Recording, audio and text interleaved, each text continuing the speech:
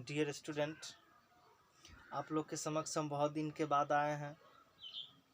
कुछ समस्या था जिस वजह से कि हम नहीं आ पा रहे थे, आप लोग का मदद नहीं कर पा रहे थे। तो समस्या ये था कि हमें भी एग्ज़ाम देना रहता है और हम सिविल सर्विस का तैयारी करते हैं। तो 23 जनवरी को मेरा एग्ज़ाम होने वाला था, बट उस एग्ज़ाम को जो है सो कैंसिल कर दिया गया है। तो कैंसिल करने का कारण एक ही है, मतलब बहुत स्टूडेंट बताया जा रहा है, जो बहुत स्टूडेंट कह रहा है जो ओमिक्रॉन के वजह से यह कैंसिल किया गया। जी नहीं, ओमिक्रॉन के वजह से यह कैंसिल नहीं किया गया है। ये इस एग्ज़ाम को जो कैंसिल किया गया है, तो पहले के अपेक्षा 66वां BPSC में जितना फॉर्म फिलअप किया गया था उससे 1.5 लाख फॉर्म अधिक फिलअप किया गया है।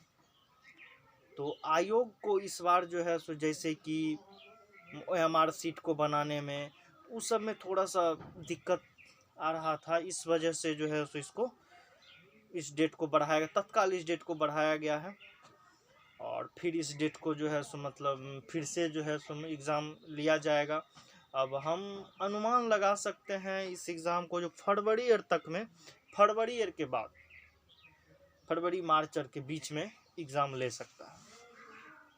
तो आप लोग के समक्ष हम कुछ सूचना लेके आए थे जो इस प्रकार है। जो भी कैंडिडेट हैं, जो BPSC का स्टूडेंट है, जो तैयारी कर रहे हैं, हम भी एक स्टूडेंट ही हैं, तो हताश होने की कोई आवश्यकता नहीं है। बस अपने पढ़ाई को जिस तरह से, हाँ एक होता है जो एग्ज़ाम का टाइम रहता है तो कैंडिडेट का या स्टूडेंट का जो है सो मतलब लेवल वो पीक पे रहता है, लेकिन उस लेवल को पीक पे ही रखना है, उसको जो है सो पीक से नीचे नहीं उतारना है, समझ रहे हैं ना। तो उसको उस लेवल पे ही रखना है। और आपके पास समय मिल गया, स्वाभाविक है, जो स्टूडेंट अगर एग्ज़ाम का डेट बढ़ता है तो थोड़ा सा उदास होना उसका लाजमी हो जाता है। तो आपके पास समय मिल गया है, तो इस समय में आप जो भी चीज़ को नहीं पढ़े थे, आप जो रिवीजन, इससे पहले आप रिवीजन करते होंगे, तो रिवीजन को तो जारी रखना ही है, रिवीजन तो हमेशा वो तो करना ही है, लेकिन रिवीजन का जो स्पीड था उस स्पीड को थोड़ा कम करना है। क्या करना है? उस स्पीड को थोड़ा कम करना है और उसमें ऐड करना है क्या? तो नया चीज़, जैसे कि ज्योग्राफी है, तो बहुत स्टूडेंट होते हैं जैसे कि बिहार का ज्योग्राफी पढ़ लिया है और इंडियन ज्योग्राफी थोड़ा बहुत पढ़ा और थोड़ा नहीं पढ़ा, तो उस चीज़ को जो है सो ऐड कर लेना। जैसे कि कुछ ऐसा सब्जेक्ट है जो कि स्टूडेंट बहुत कम पढ़ता है, तो उस चीज़ को थोड़ा जो आपको जो लगे जो मेरा ये सब्जेक्ट वीक है, तो उस सब्जेक्ट पे हम कुछ ज़्यादा ही फोकस करेंगे। अभी जो 1 महीने का समय बचा है, और करंट अफेयर्स सबसे इम्पोर्टेंट है। सिविल सर्विस का ये जो बिहार सिविल सेवा आयोग का जो एग्ज़ाम होता है, इसमें 3 विषय जो है सो रिजल्ट कवर करता है, रिजल्ट देता है। एक हिस्ट्री पर्सन, एक बिहार स्पेशल, और एक जो है सो मतलब आपका साइंस का फैक्टर भी इसमें बहुत बड़ा मायने रखता है, और करंट अफेयर। चार जिसका स्ट्रांग है या ठीक है, उसका तैयारी अच्छा है और उसका PT कोई नहीं काट सकता है। और हम अभी वर्तमान में जो हम अपने स्ट्रेटजी जो लेके आए हैं वो आप लोग के समक्ष हम बताना चाहते हैं। तो मेरा स्ट्रेटजी है जो रिवीजन, जो पीछे जो हम पढ़ चुके हैं तो उसका हम रिवीजन कर रहे हैं। और पहले था 23 जनवरी के एग्ज़ाम के व्यू से मेरा जो था वो फुल्ली रिवीजन था, क्योंकि मेरा सिलेबस समाप्त हो चुका है, हम एक बार सिलेबस को पूर्ण रूप से ख़त्म कर चुके हैं, तो मेरा रिवीजन चल रहा था। तो लेकिन रिवीजन में हम ऐड क्या किए हैं अब, तो एक हम घटना चक्र लाए हैं प्रीवियस ईयर का, और उसको हम पढ़ रहे हैं, उसका जो क्वेश्चन है उसको हम क्वेश्चन को बना रहे हैं। एक ऐड हम नया उसमें ये किए हैं, और उसके बाद जो है रिवीजन तो वैसे बस रिवीजन है। करंट अफेयर चल ही रहा है, करंट अफेयर का वार्षिकांक भी चल रहा है, फिर हम खुद से अपना नोट्स वगैरह भी बनाए थे, तो उस नोट्स से भी हम कर रहे हैं। तो करंट अफेयर तो चलेगा ही। उसके बाद वर्तमान में जो है सो एक ये मतलब घटना चक्र चल रहा है, घटना चक्र को हम देख रहे हैं।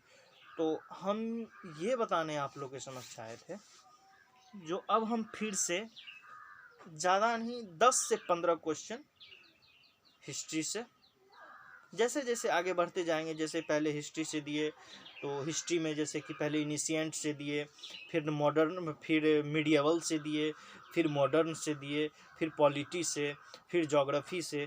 इस तरह से हम 10-10 प्रीवियस ईयर का क्वेश्चन, 10-10 प्रीवियस ईयर का क्वेश्चन एक क्लास में हम क्वेश्चन करा देंगे, क्वेश्चन और आंसर करा देंगे। और दूसरा क्लास जो देंगे नेक्स्ट, एक क्लास रहेगा उस वही 10 क्वेश्चन 15 क्वेश्चन का क्वेश्चन आंसर, और एक 10 और दूसरे रोज का जो क्लास रहेगा नेक्स्ट क्लास में वही क्वेश्चन का और वही आंसर का सॉल्यूशन, फुल्ली डिटेल सॉल्यूशन। और फर्स्ट क्लास जो रहेगा वो फर्स्ट क्लास में रहेगा जो 10-10 क्वेश्चन पर डे, और फिर सेकंड क्लास जो रहेगा सो उसी 10 क्वेश्चन का सॉल्यूशन। इस तरह से हम लेके आगे बढ़ेंगे। और जब देखेंगे जो हमारा एग्ज़ाम जो है सो नज़दीक आ गया, तो इसी को हम थोड़ा फास्ट कर देंगे, इसको हम फिर से फास्ट कर देंगे। तो क्वेश्चन है जैसे कि भारत में जैसे कि क्वेश्चन ये आ जाता है, प्राचीन भारत से क्वेश्चन आ जाता है, तो भारत में पशुपालन एवं कृषि का साक्ष्य कहाँ से मिला था? भारत में पशुपालन एवं कृषि का साक्ष्य कहाँ से मिला था? तो इसका जो क्वेश्चन हो जाए, इसका आंसर जो हो जाएगा मेहरगढ़ होगा। क्या होगा आंसर? मेहरगढ़ होगा। और ये क्वेश्चन 64वां बीपीएससी में पूछा गया है। कौन से बीपीएससी में पूछा गया है? तो 64वां बीपीएससी में यह क्वेश्चन पूछा गया है।